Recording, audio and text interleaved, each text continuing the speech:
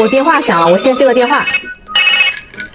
喂，啊，佩奇，我正准备吃糖呀。吃的什么？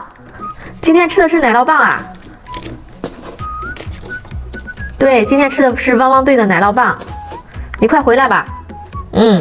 回来让你吃啊。是佩奇，他马上就回来了，我给他留一个。我先吃一个绿色。我要蘸着小糖果吃。哎，佩奇，你这么快就回来啦？对呀，姐姐一说吃东西，我立马就回来了。好久没吃这个奶酪棒了，我要吃粉色。